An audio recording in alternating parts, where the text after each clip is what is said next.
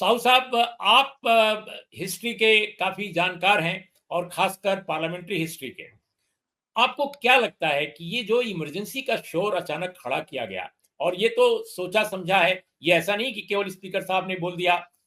जैसे ही स्पीकर साहब ने यहां पर बोला, हमने देखा कि राज्यों के जितने मुख्यमंत्री भारतीय जनता पार्टी के हैं, मोहन यादव मध्य प्रदेश, योगी आदित्यनाथ उत्तर प्रदेश, जितने बड़े बड़े नेता हैं राज्यों में बोलने लगे। ऐसा लगा जैसे पहले से ही सब कुछ फिट था कि कब कहां क्या बोलना है।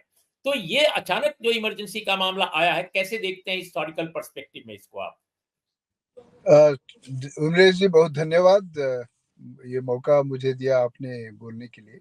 देखिए, मुझे जो लग रहा है कि ये जो संविधान का एक संविधान को रक्षा करने का जो लोगों का एक मुद्दा बन गया इलेक्शन में, और इसके वजह से इतना बड़ा मुद्दा बन गया, और दलित, ओबीसी और मुस्लिम्स, ट्राइब्स जो लोग हैं सारे, जो उनको एक महसूस हुआ कि ये खतरा है उनका रिजर्वेशन सिस्टम के लिए, उनका अधिकार के लिए। ये संविधान मुद्दा बनने से मुझे लग रहा है कि बीजेपी को बहुमत नहीं मिला। उन्होंने कहा कि सोचा कि बीजेपी का हारने का जो बहुमत नहीं मिलने का एक बड़ा कारण है ये संविधान इशू जो बन गया। कोई भी सोचा नहीं था कि संविधान बचाने के लिए एक इशू हो जाएगा इलेक्शन। अच्छा, इसके वजह से उन्होंने एक बदला ले रहे हैं, क्योंकि आपको याद होगा जब सीए प्रोटेस्ट चल रहा था, योगी आदित्यनाथ बोला हम बदला लेंगे। तो ये जो है बीजेपी का एक, जो नरेंद्र मोदी का बीजेपी या जो भी अभी जो बीजेपी बदला लेने के लिए उन्होंने क्या, अरे इमरजेंसी के टाइम पे संविधान के सारे जो प्रावधान था, फंडामेंटल राइट्स, वो सस्पेंड हो गया था। इमरजेंसी में तो होता ही है। साहू जी, ये मैं जो हिस्टोरिकल पर्सपेक्टिव एक जानना चाहता था, समझना चाहता था अपने दर्शकों की तरफ से, कि क्या इमरजेंसी को लेकर पार्लियामेंट में आप बहुत वर्षों से काम किए हैं, आप प्रेसिडेंट के साथ काम किए हैं, क्या पहले कभी इस तरह का इश्यू बनाया गया था विपक्ष के खिलाफ? विपक्ष के खिलाफ क्या सत्ताधारी दल ने कभी इस तरह का इश्यू बनाया? क्योंकि बीच में सत्ताधारी दल तो बीजेपी रही है, ऐसा तो नहीं कि वाजपेयी जी के जमाने में रहा। तो कभी आपने देखा है क्या, या जनता दल यूनाइटेड फ्रंट के लोग भी थे एक जमाने में? कैसे देखते हैं आप इसको, कोई आपको याद है?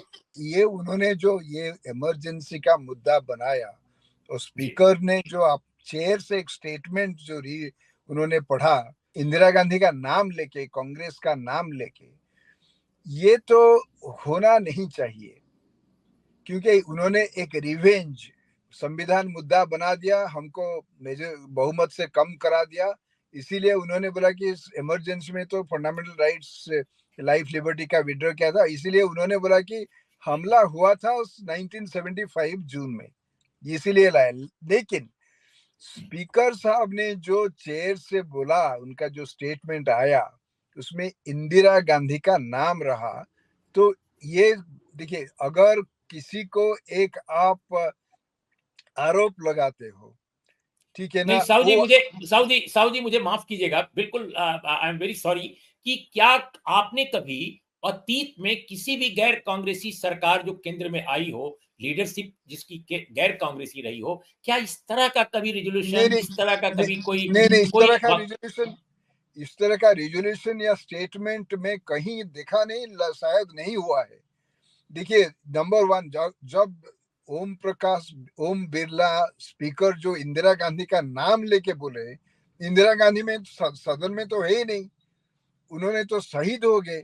जो आदमी, जो लेडी या जो भी पर्सन जो है सदन में नहीं है, तो उनका नाम लेना नहीं चाहिए, क्योंकि वो डिफेंड कैसे करेंगे? देयर इज ए रूल कि अगर किसी को आरोप, यस। किसी को दोष साब्यस्त आप कर रहे हैं 75 में, वो आदमी तो है ही नहीं हाउस में। अच्छा, 77 में जब जनता पार्टी सरकार बना, मोरारजी देसाई प्रधानमंत्री हुए, वो तो इमरजेंसी के खिलाफ लड़के उन्होंने आए थे, जेल से आए थे। अच्छा, उस वक्त 28 मार्च 1977 में जब स्पीकर का इलेक्शन हुआ, संजीवा रेड्डी साहब का इलेक्शन हुआ स्पीकर। अच्छा, उन्होंने जो स्पीकर को जो संबर्धना दिया जाता है, भाषण भी होता है, उसमें ना प्राइम मिनिस्टर बोला, ना लीडर ऑफ द ऑपोजिशन उस वक्त यशवंत राव चौहान थे, उन्होंने तो नहीं बोला। अच्छा, संजीवा रेड्डी साहब का जो स्पीकर का भाषण था, वो इमरजेंसी के खिलाफ वो लोग कदम बढ़ाए थे, खड़े हुए थे, उनमें कोई जिक्र नहीं था इमरजेंसी का, प्राइम मिनिस्टर का भी कोई जिक्र नहीं था।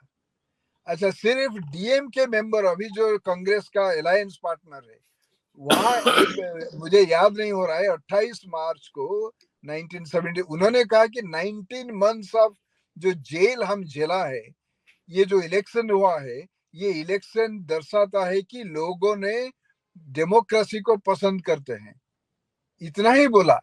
अच्छा, इसके बाद देखिए 28 मार्च को ये हुआ था, शायद 29 या 31 मार्च को ही जो भी है, जो प्रेसिडेंट्स एड्रेस हुआ है, प्रेसिडेंट्स एड्रेस में जो उस वक्त प्रेसिडेंट फखरुद्दीन अली अहमद का देहांत हो गया था, तो वाइस प्रेसिडेंट जत्ती ने प्रेसिडेंट का कार्य जो निर्वाहक उन्होंने किए थे, तो बीडी जत्ती साहब, बीडी जत्ती ने उन्होंने भाषण दिया था, दोनों हाउस का जो एमपी जो इकट्ठे बैठे थे सेंट्रल हॉल में, वो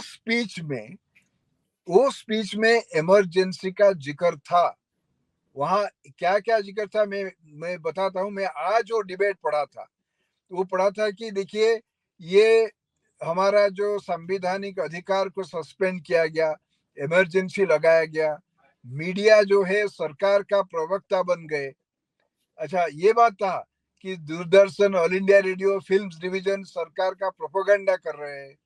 अच्छा, एक पर्सनालिटी कल्ट डेवलप हुआ, व्यक्ति केंद्रिक सत्ता भी आ गया, तो हम संविधान को बदलेंगे, संविधान अमेंडमेंट करेंगे, पार्लियामेंट और लोगों के बीच का संबंध बढ़ाएंगे, और ऐसे इमरजेंसी नहीं होगा, हम इसका प्रावधान भी करेंगे संविधान में।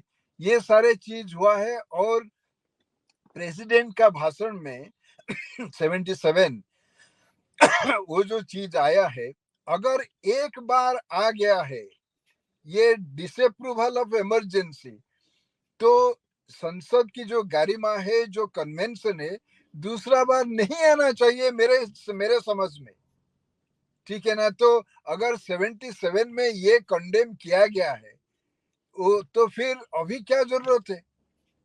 एक बार सदन के रिकॉर्ड में है, बीडी जत्ती साहब ने, वाइस प्रेसिडेंट जो प्रेसिडेंट का कार्यनिर्वाह कर रहे थे, वो तो बोल दिया है, तो फिर अभी रिपीट करने का जरूरत क्या है। तो और इससे 77 से लेकर आज तक जितने सदन बैठे, जितनी लोकसभा में, राज्यसभा में जितनी चर्चा इमरजेंसी पर हुई या तानाशाही पर हुई या पॉलिटिकल किसी भी चीज पर हुई, कभी भी इमरजेंसी एज सच या श्रीमती इंदिरा गांधी को कभी भी इस तरह सेंसर नहीं किया गया जिस तरह इस बार किया गया। और आपने बिल्कुल सही फरमाया कि इंदिरा गांधी तो मौजूद है नहीं कि वो डिफेंड करें, तो सदन में हाँ, उनका व्यक्तिगत तौर पे नाम प्राइम मिनिस्टर रह चुकी हैं, ये लेना सदन के नियमावली और प्रक्रिया दोनों का एक तरह से मैं समझता हूं कि उल्लंघन है या ये निषेध है। पूरा संसदीय परंपरा, संसदीय कानून जो रूल है, rules of procedure and conduct in business, ये बिल्कुल खिलाफ किए। मैं तो जिम्मेदारी के साथ कहना चाहता हूं कि स्पीकर ओम बिरला संसद का नियम का उल्लंघन किया है इंदिरा गांधी का नाम लेते हुए। क्योंकि देखिए 77 में जो जेल से आए, इलेक्शन लड़े, जीते, इंदिरा गांधी इलेक्शन हार गए, इंदिरा गांधी तो थे ही नहीं लोकसभा में, तो उनका तो नाम तो कोई नहीं लिया। अच्छा, तो फिर अभी क्यों ले रहे, जो जो जो जो जो पर्सन सदन में है नहीं, जो पर्सन अभी जिंदा नहीं है, वो शहीद हो गए 84 में, गोली उनके ऊपर चलाया गया। तो फिर तो उनका नाम देखिए, ये मर्यादा के खिलाफ है। लेकिन एक संसद बात की और आपसे, एक बात और समझना चाहेंगे कि इन्होंने बार बार नारे लगवाए अंदर से बाहर, बाहर जब जा रहे थे बीजेपी के नेता कार्यकर्ता, उसमें मंत्री भी थे, कि कांग्रेस माफी मांगो, कांग्रेस माफी मांगो। लेकिन कांग्रेस तो 77 से लेकर अब तक न जाने कितनी बार माफी मांग चुकी है। स्वयं श्रीमती इंदिरा गांधी ने 77 में भी माफी मांगा था, चुनाव से पहले, चुनाव के दौरान माफी मांगा, फिर यवतमाल की रैली में माफी मांगा, फिर दिल्ली में माफी मांगा। 4 बार श्रीमती इंदिरा गांधी ने इमरजेंसी की एक्सेसेस के लिए माफी मांगा। तो ऐसे में माफी मांगो जो कल नारा लगा, आई मीन इसका, इसके पीछे क्या वजह आप देखते हैं? नहीं क्या नहीं नहीं, ये तो सिर्फ एक उनका जो है कैसे बदनाम करेंगे इंदिरा गांधी और कांग्रेस को।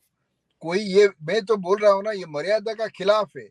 अगर इंदिरा गांधी ने माफी मांग लिया है, 77 में प्रेसिडेंट ऑफ इंडिया उस वक्त जो फंक्शन कर रहे थे, बीजी जत्ती ने पूरा अपना भाषण में बोल दिया है, तो फिर अभी रिपीट करने का क्या जरूरत है? ये संसदीय परंपरा के खिलाफ है। एक बार हो गया है, वो जो जो चीज संसद का रिकॉर्ड में है, इट इज पार्ट ऑफ जी द रिकॉर्ड। अच्छा, तो फिर तो बाकी देखिए, वाजपेयी भी प्रधानमंत्री थे, मनोहर जोशी स्पीकर थे, वो तो शिवसेना की थे, तो उस वक्त भी उन्होंने नहीं बोला। कोई भी सदस्य नहीं बोला। अच्छा, बहुत सारे जो एलआई है अभी, जो थे ये, अभी जो बीजेपी को सपोर्ट करे, कभी कांग्रेस के साथ भी उनका अलायंस भी था, वो तो उन्होंने कुछ ऑब्जेक्शन नहीं लिया। तो ये जो सारे चीज हो रहा है, ये एक एक एक्चुअली अनडिग्निफाइड बोला बोला जाना चाहिए, जी। और ये संसदीय मर्यादा के खिलाफ है। ये आ, और और एक बात मैं बता रहा हूँ।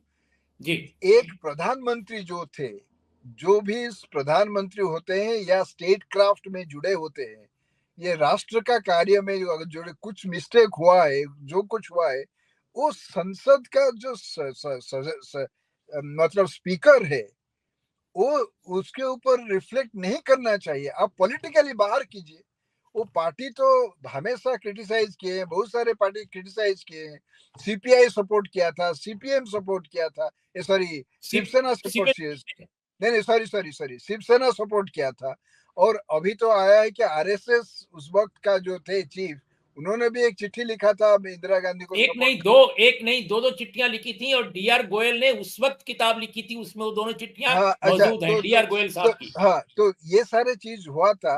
तो अच्छा, इसके बाद मैं भी एक बोलूंगा, सुप्रीम कोर्ट भी जस्टिफाइड इमरजेंसी एक जजमेंट में, चाहे वो जजमेंट अभी खैर क्रिटिसाइज उस भी किए। बात पर हम नहीं जाएंगे जस्टिफाइड करने वाले पर, लेकिन मैं नहीं, बड़े शीतल जी। पॉइंट इज, नहीं नहीं, जी सुनिए, ये टेक्निकल चीज जो है, अरे आप बोल रहे हैं कि सुप्रीम कोर्ट राम मंदिर बनाने के लिए जजमेंट दे दिया, चाहे आप एग्रीमेंट नहीं करेंगे। सिमिलरली सुप्रीम कोर्ट का जजमेंट है ना, टू जस्टिफाइड जी इमरजेंसी। तो फिर तो जो सुप्रीम कोर्ट जस्टिफाई किया है, मैं तो सुप्रीम कोर्ट का जजमेंट के तो मेरा सहमत नहीं होता है। लेकिन ये सारे जो परंपरा है, इंदिरा गांधी वो हाउस में है नहीं, आप उसका नाम क्यों ले रहे हो? हाउ विल शी जी डिफेंड? आई तो think that is very strong logic जो आप दे रहे हैं, वो वेरी स्ट्रांग सबसे लॉजिक। स्ट्रांग लॉजिक है। और नहीं, उर्मिलेश जी, देखिए, अगर उस वक्त का प्रेसिडेंट वीवी गिरी जो थे, जो फकीरुद्दीन अहमद का डेथ के बाद, एक बार B D Jatti. Sorry, B D Jatti, I am so जी सॉरी, बीडी जाति ने एक बार उनका भाषण में डिटेल्स दिया हुआ है। उसमें लिखा है कि मीसा कानून को हम रिव्यू करेंगे। मीसा जी को अप्लाई किया गया था, और जी हम ऐसे प्रावधान लाएंगे संविधान में कि इमरजेंसी इम्पोज नहीं कर पाएंगे। साहू जी, बिल्कुल हम सब बहुत ही विनम्र भाषा का इस्तेमाल करते हैं। हम उसी विनम्र भाषा का इस्तेमाल करते हुए आपसे जानना चाहते हैं, आप तो प्रेसिडेंट ऑफ इंडिया के साथ काम कर चुके हैं, तो आपको क्या लगता है कि ऐसे दौर में अगर डॉक्यूमेंट पर गलत चीजें लिखी जा रही हों, क्या प्रेसिडेंट कर सकता है ऐसा कि वो उन वाक्यों को हटाकर और सही बात लिखने की कोशिश करे, ज्यादा हार्श हुए बगैर?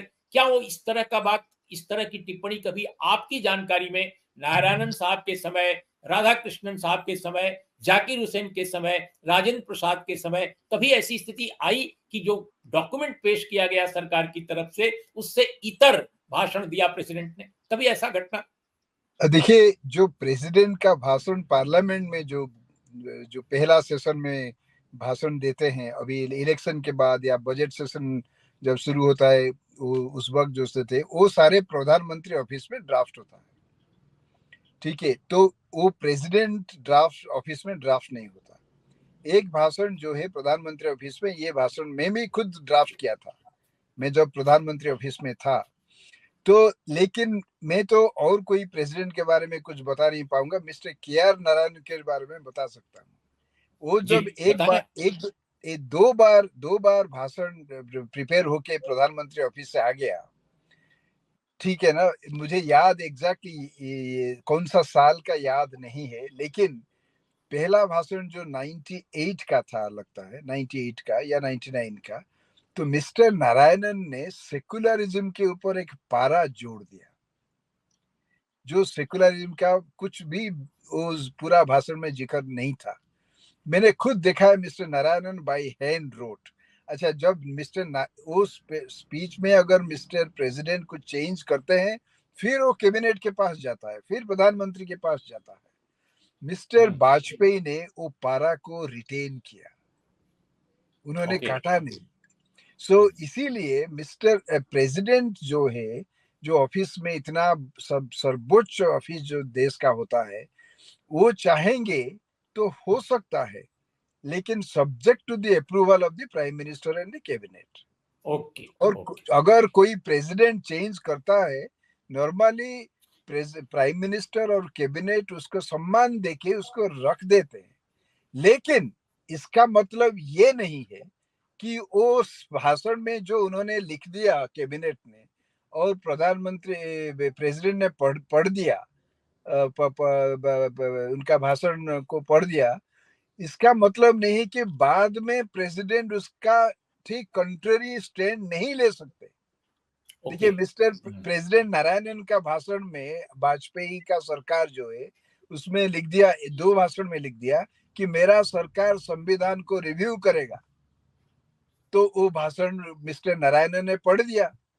इसके बाद, पढ़ने के बाद उन्होंने उनका जब एक स्पीच में बोला, those who dare to review the constitution should remember the words of Rajendra Prasad और BR अम्बेडकर, तो उन्होंने कोट दे दिया। इसके बाद जब golden jubilee of the Republic हुआ 2000 में, मिस्टर नारायणन सेंट्रल हॉल में क्या बोला, there is a lot of talk about reviewing of the constitution, let us remember whether the constitution has failed us or we have failed the constitution।